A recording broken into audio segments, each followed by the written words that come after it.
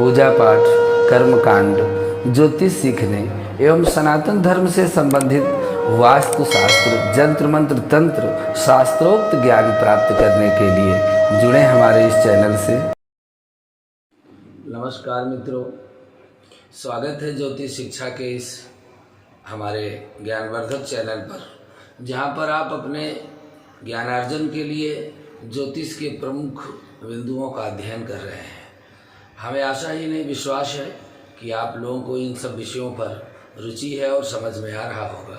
फिर भी आपके मन में किसी भी तरह की कोई जिज्ञासा है तो आप प्रश्नवाचक कमेंट में लिख सकते हैं। आपके प्रश्न का उत्तर वीडियो के माध्यम से और उसका निदान भी हम देने का प्रयास करेंगे। आज आपके लिए बहुत ही महत्वपूर्ण जानकारी लेकर के आए हैं। पिशाच योग कैसे बनता है। पिशाच योग ज्योतिष का प्रमुख योग है। आज बहुत से लोग इस योग से प्रभावित हैं। आज आपको संपूर्ण जानकारी और इसका निदान भी बाद में बताएंगे।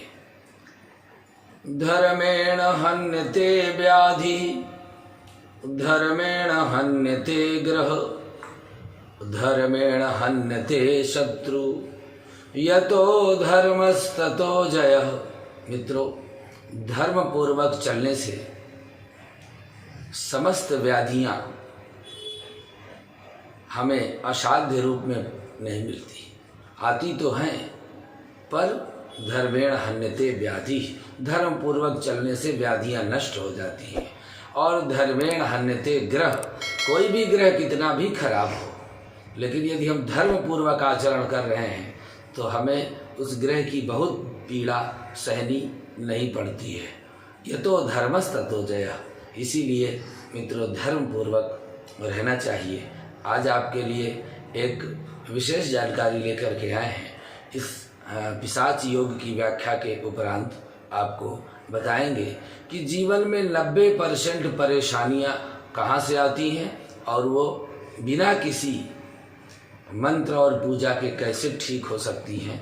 क्या हम ऐसा अपने जीवन में करें जिससे कि हमें हमारे जीवन की जो परेशानियां पीछा नहीं छोड़ रही वो हमें उनसे हमको निदान मिले। अभी हम पिशाच योग पर चर्चा करते हैं। ज़्यादा समय न लेते हुए वीडियो को बहुत बड़ा नहीं करेंगे। जैसा कि हम सभी जानते हैं कि राहु और शनि, इन दोनों का यदि संबंध कहीं पर हो जाए तो पिशाच नामक योग जन्म कुंडली में निर्मित हो जाता है। प्रश्न उठता यह है कि शनि और राहु संबंध बनाए तो यह योग बन जाता है। इसके पूर्व हमको यह जानना आवश्यक है कि यह पिशाच योग का अर्थ क्या है। पहले शनि और राहु को हमें समझना चाहिए कि शनि और राहु दोनों रात्रि में बली होते हैं। अब हमारा जन्म रात का है या दिन का है, ये हमको समझना पड़ेगा। राहु एक मायावी ग्रह है, राहु एक छाया ग्रह है, जबकि शनि एक ग्रह है। जब शनि का बल पा जाता है राहु, तो शनि का रूप धारण कर लेता है और शनि के रूप में धारण करके वह पिशाच योग बना देता है। जैसे भूत प्रेत पिशाच होते हैं, उनका कोई शरीर नहीं होता, लेकिन किसी भी व्यक्ति के शरीर में प्रवेश करके फिर वह पिशाच का रूप धारण करके उसको परेशान करते हैं।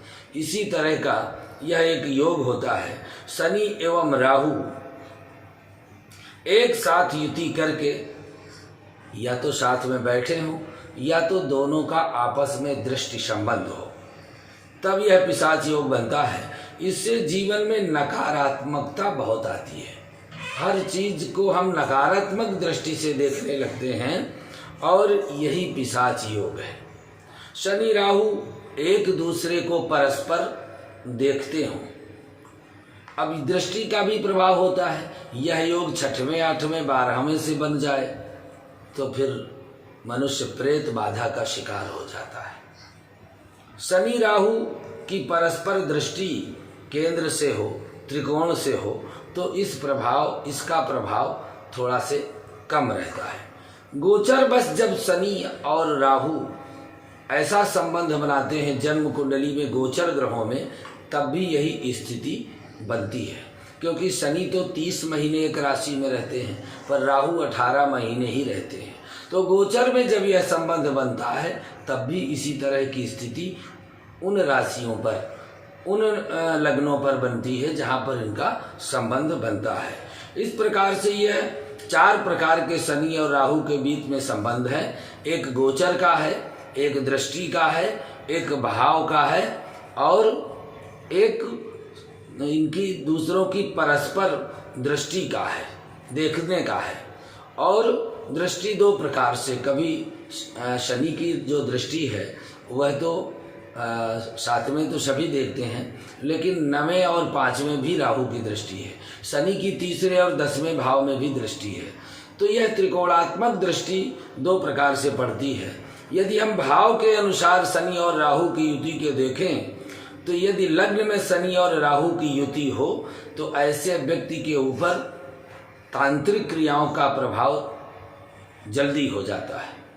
ऐसे व्यक्ति हमेशा किसी न किसी चिंता से परेशान रहते हैं। यद्यपि कोई गंभीर चिंता नहीं होती, पर वह चिंता उनको प्रेरित करती रहती है। चिंता का कोई बहुत बड़ा उद्देश्य नहीं होता, लेकिन चिंतन में यही रहता है कि कहीं किसी ने ऐसा तो नहीं कर दिया। इसी शंका बस वह व्यक्ति परेशान रहता है। होता नहीं कुछ, पर नकारात्मकता रहती है। इससे साथ व्यक्तियों पर वह कोई न कोई रोग भी उसमें निरंतर बना रहता है। यदि लग्न में यह योग बने तो व्यक्ति को रोग और तंत्र बाधा जल्दी प्रभावित करती है। दूसरे भाव में यदि यह योग बनता है तो व्यक्ति घर वाले, परिवार के लोग, कुटुंबी जन ही उसके शत्रु बन जाते हैं। उसके व्यवहार से, उनके आचरण से, उनकी भाषा से घर में ही लोगों से विरोध का सामना करना पड़ता है। इसमें कुछ वाणी दोष भी आ जाता है। व्यक्ति जुआ, सट्टा आदि का लती हो जाता है। इससे उनके, चूंकि धन भाव में दूसरा भाव धन भाव है, कुटुंब भाव है, तो इससे तामसिक पदार्थों का सेवन करने की भी प्रवृत्ति बन जाती है। किसी नशे का शिकार हो जाता है व्यक्ति। यदि 3रे भाव पर यह योग बने, शनि राहु की युति हो, तो ऐसे लोग प्रायः भ्रमित रहते हैं। ऐसे व्यक्तियों के छोटे भाई नहीं होते। यदि भाई हों तो किसी प्रकार के कष्टों से दुखी रहते हैं। कहने का आशय यह है कि 3 भाव का पिशाच योग छोटे भाई के सुख में हानि करता है। ऐसे ही व्यक्तियों को समय समय पर भारी उतार चढ़ाव का सामना भी करना पड़ता है। यदि पंचमेश पर भी शनि या राहु या दोनों की युक्ति ऐसे व्यक्तियों को संतान में बाधा होती है। या तो संतान होती नहीं, या तो संतान हो करके या गर्भ में ही नष्ट हो जाती है। आशय यह है कि यदि राहु का संबंध पंचम भाव से होता है तो नाग दोष उसको कहते हैं। उसमें स्वर्ण का नाग बना करके पूजा करके और उसको दान किया जाता है, तब यह नाग दोष होता है। लेकिन यदि शनि और राहु दोनों हो तो ये पिशाच योग बन जाता है। इसका निदान थोड़ा कठिन होता है, पर हो जाता है। यदि 4th भाव में शनि और राहु की युति हो तो और भी खराब स्थिति होती है, क्योंकि 4th भाव भूमि, भवन, माता का होता है। यह माता के सुख में परेशानी होती है। ऐसी स्थितियों में व्यक्तियों को माता का पूरा सुख प्राप्त नहीं होता। मकान का सुख मुश्किल से प्राप्त होता है, क्योंकि शनि निर्माण कारक ग्रह हैं, राहु माया कारक हैं, तो भ्रम और बाधाओं के कारण बनते हैं। ऐसे व्यक्ति जब किसी मकान का निर्माण आरंभ करवाते हैं तो उनके परिवार में रोग, व्याधि, पीड़ा बनी रहती है। ऐसे व्यक्तियों को बड़ा आर्थिक नुकसान भी उठाना पड़ सकता है। यदि पंचम भाव में शनि और राहु की युति हो तो व्यक्ति के मस्तिष्क में, क्योंकि पंचम बुद्धि स्थान है, ज्ञान का स्थान है, विद्या का स्थान है, संतान का स्थान है, तो शिक्षा में भी परेशानी आती है और शिक्षा बीच में बाधित हो जाती है, पूर्ण नहीं हो पाती। बड़े भाई बहन किसी प्रकार के कष्टों से दुखी रहते हैं। ऐसे व्यक्तियों को संतान संबंधी पीड़ा जरूर रहती है। और यदि पंचमेश का भी शनि व राहु दोनों से संबंध हो जाए तो ऐसे व्यक्तियों को संतानहीन योग बन जाता है।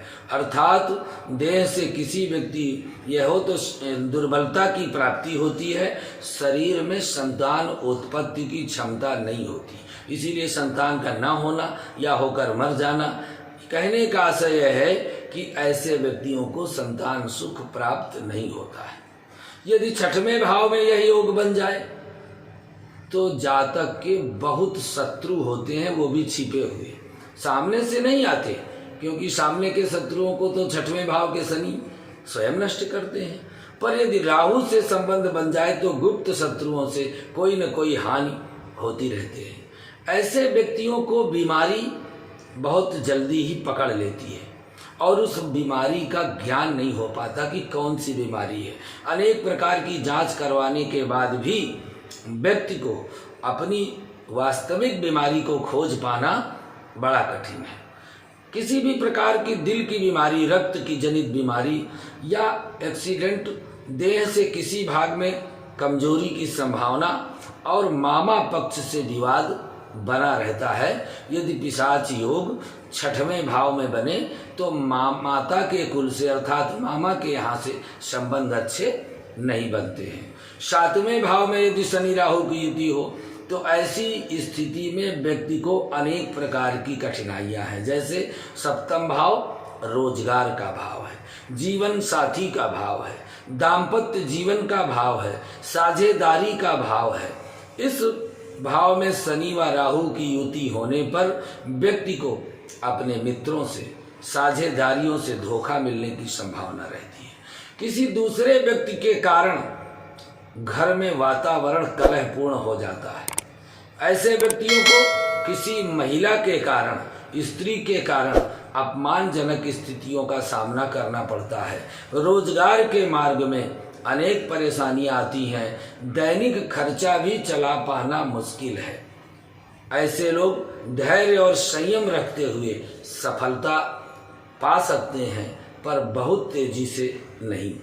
आठवें भाव में यदि यह योग बन जाए तो आठवां ससुराल का भाव है। आठवां भाव ससुराल का धन भाव है, आयु भाव है, मृत्यु भाव है, पुरातत्व भाव है। ये रहस्यमयी कार्यों और गूढ़ विद्या का भी भाव है, जीवन साथी की वाणी का भाव है। ऐसी स्थिति में अष्टम भाव में यदि शनि राहु की युति हो तो व्यक्ति के दाम्पत्य जीवन में कलह बहुत होता है। ध्यान देने योग्य बात यह है कि यहाँ बैठे दोनों ग्रह सप्तम दृष्टि द्वितीय भाव, जो आपका कुटुंब व वाणी का भाव है, वहाँ भी देखते हैं, और यह ससुराल, यह पत्नी की धन और वाणी का भाव होता है। तो ऐसे व्यक्तियों के दाम्पत्य जीवन बहुत कमजोर होते हैं। सप्तमेश अर्थात सप्तम भाव का स्वामी भी यदि इन दोनों ग्रहों से संबंध बना ले तब तो स्थिति और भी कठिन हो जाती है, उसको भी अपने प्रभाव में ये ले लेते हैं। ऐसी स्थिति में दाम्पत्य जीवन को बचाना अत्यंत ही मुश्किल होता है। साथ ही ऐसे व्यक्तियों को जीवन में कई बार शल्य चिकित्सा का भी उपचार कराना पड़ता है। ऐसे व्यक्तियों के उदर विकार बने रहते हैं, वायुजनित बीमारियां बनी रहती हैं और कुछ मूत्र संबंधी, पेशाब संबंधी दिक्कतें इनको जरूर होती हैं। ऐसे व्यक्तियों की आयु में बार बार बाधा आती है, संकट आते हैं। यद्यपि शनि आठवें भाव के कारक होने से आयु की वृद्धि करते हैं, लेकिन परेशानियां कम नहीं होने देते। ऐसे व्यक्तियों के अनैतिक संबंध होने की भी संभावना बनी रहती है। यदि नवम भाव में यह योग बनता है तो शनि और राहु की युति व्यक्ति को धर्म के विपरीत आचरण कराती है। वेद शास्त्र पुराण पर विश्वास नहीं होता, भाग्य में उतार चढ़ाव निरंतर बना रहता है, पिता को किसी भी प्रकार का कोई न कोई कष्ट बना ही रहता है। किंतु यदि भाग्येश की दृष्टि नवम भाव पर हो तो व्यक्ति को कड़े संघर्ष के उपरांत सफलता मिल ही जाती है। यदि दसम भाव में शनि राहु की युति होती है तो व्यक्ति के घरेलू कुछ जो कार्य होते हैं घरेलू सुख में कुछ कमी अवश्य होती है, क्योंकि दसम भाव में बैठे हुए इन ग्रहों की सीधी दृष्टि चौथे भाव में जाती है, तो सुख भाव में जाती है, तो परिवार में परेशानियां उत्पन्न होती हैं, कारोबार में निरंतर उतार चढ़ाव आते रहते हैं, किसी राजा या उच्चाधिकारी से दंड की प्राप्त होने की संभावना रहती है, अर्थदंड होना या किसी भी प्रकार का इनकम टैक्स या सेल टैक्स या किसी टैक्स की चोरी में आर्थिक दंड की भी संभावना रहती है। यही योग यदि एकादश भाव में बने तो क्या फल होगा?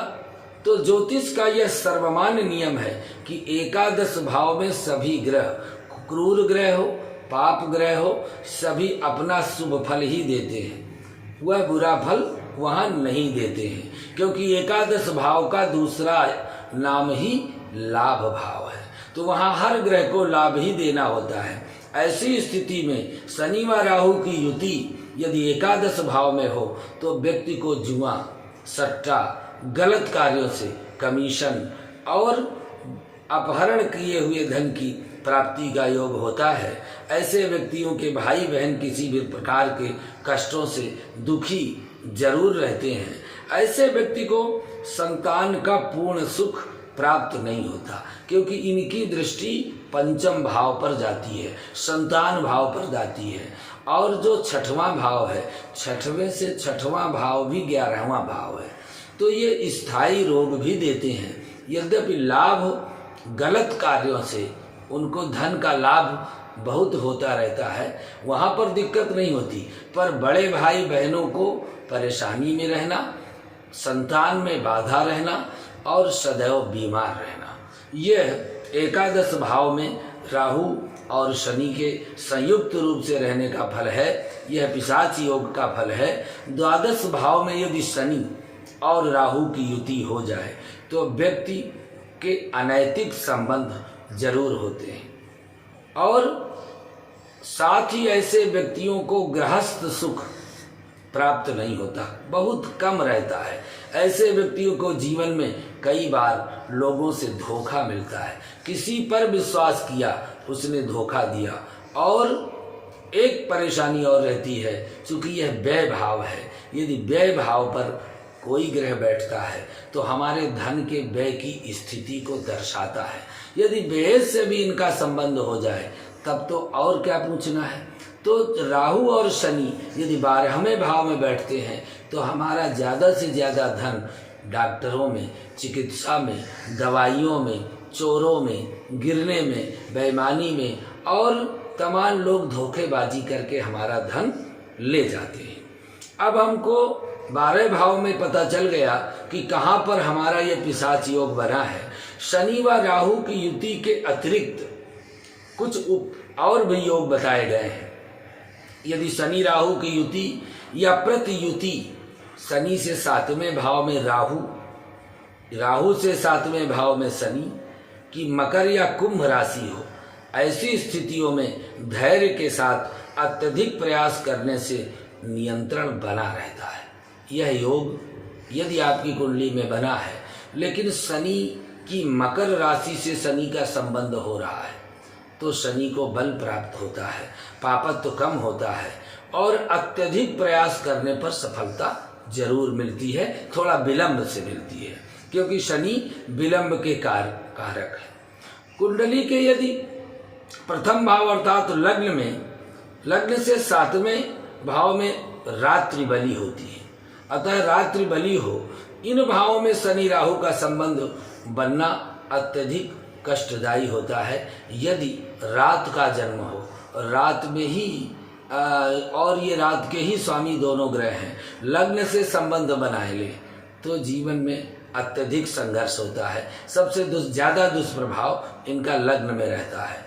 और भी है, यदि लग्नेश से इनका संबंध हो जाए और लग्नेश से इनकी मित्रता ना हो, लग्नेश कमजोर हो, अस्त हो, नीच का हो, या लग्नेश लग्न बल से कमजोर हो, लग्न अंश बल से लग्न कमजोर हो, तो इनका प्रभाव और भी ज़्यादा समझ में आता है।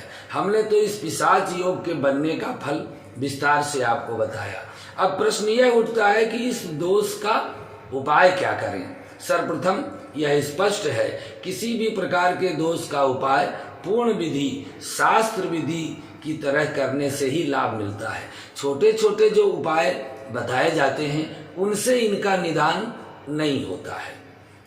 इसका प्रमुख उपाय यह है कि दुर्गा सप्तशती का पाठ विधि पूर्वक नित्य एक पाठ रोज व्यक्ति करे, दशांश हवन करे, तो यह पिशाच योग का दुष्प्रभाव निष्क्रिय रहता है। पाठ बंद कर देंगे फिर उसी तरह से होने लगेगा। नित्य संकट मोचन हनुमान अष्टक का पाठ किसी पीपल के वृक्ष के नीचे किया जाए या सुंदर कांड का पाठ पीपल के नीचे बैठ के किया जाए तो पिशाच योग के दुष्प्रभाव से मुक्ति मिलती है। जब तक आप यह क्रिया करते रहेंगे वह पिशाच योग निष्प्रभावी रहेगा, केवल मन में रहेगा, लेकिन बाधाएं नहीं आएंगी। शनि राहु के मंत्रों का जप हो और चतुर्गुणा मंत्र हो, कलौ संख्या चतुष्टयम और दशांश हवन हो, इससे भी पिशाच योग में उसके दोष में कमी आती है। नित्य शनि स्तोत्र का पाठ करें। अमावस्या के दिन सूर्यास्त के समय बहते पानी में नारियल प्रवाहित करें और पिशाच योग के दुष्प्रभाव से बचें। ये पिशाच योग का प्रभाव हमने बताया। आज आपके लिए यह महत्वपूर्ण एक जानकारी लेकर के आए हैं। यदि बहुत सी जीवन में परेशानियां हैं, किसी भी उपाय से परेशानियां कम ही नहीं हो रही, तो आपको बहुत सरलतम उपाय हम बता रहे हैं। सूर्य भगवान को जल देने के उपरांत आप हाथ जोड़ करके यह कहिए कि हमने अपने जीवन में जो भी गलतियां की है, अपनी गलतियों को हम स्वीकार नहीं करते। यदि हम प्रातः से लेकर सायं तक के जितने लोगों को हमने पीड़ा पहुंचाई है, जितने हमने गलत काम किए हैं, जितने लोगों को हमसे कष्ट हुआ है, यदि हम उन सब के लिए नित्य क्षमा मांगे सूर्य भगवान से, तो निश्चित रूप से 90% परेशानियों से हम बच सकते हैं। लेकिन हम गलती यही करते हैं, हम गलत काम करके उसको भगवान के सामने भी स्वीकार नहीं करते हैं। यदि हम केवल इतनी क्रिया करें तो हमारे जीवन में 90% परेशानियां नहीं आएंगी। इसमें आपको पूरी तरह से विश्वास करना पड़ेगा, पूरा लाभ आपको मिलेगा, इसमें कोई संदेह नहीं है। आज के लिए बस इतना ही। यदि आपके जीवन में कोई कठिन समस्या है, आप हमारे चैनल पर कमेंट करके अपनी समस्या लिख सकते हैं। वीडियो में हम आपको आपके प्रश्न को शामिल करके जवाब देने का प्रयास करेंगे अपने ज्ञानानुसार। आज के लिए बस इतना ही। नमस्कार।